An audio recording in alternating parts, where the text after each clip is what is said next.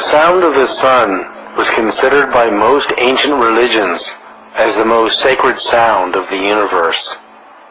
It is a sound that cannot be heard by the human ear, because the human ear only hears between 20 and 20,000 hertz.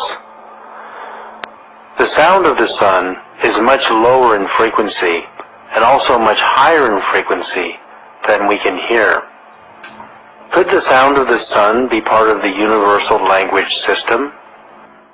NASA has recorded the actual sound of the sun in deep space and compressed the inaudible waves so that human ears can hear it.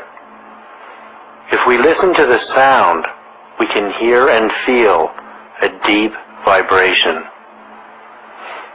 The sound of the sun recorded by NASA is precisely as the ancient Hindus had described it in the Vedas thousands of years ago.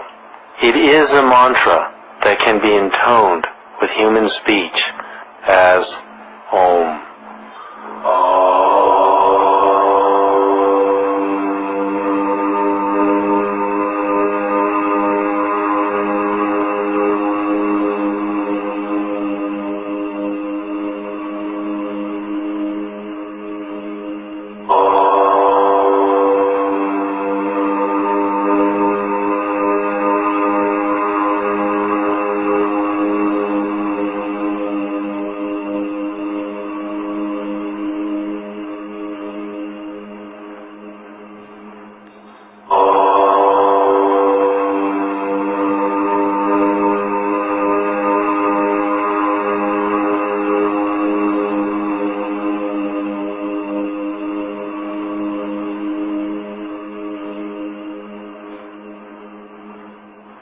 In the 6th century BC, Pythagoras also heard the sound of the sun and described it as a deep resonant hum with higher frequencies blended into it.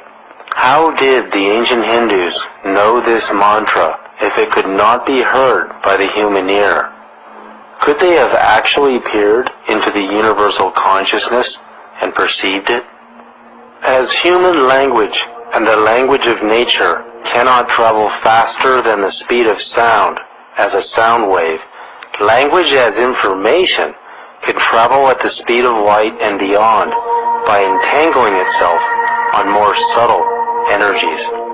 In the same way that we can send human voices or music on radio waves at the speed of light, we can send our own dialogue, personal energy signature, and information through our own biophoton light emissions at the speed of light.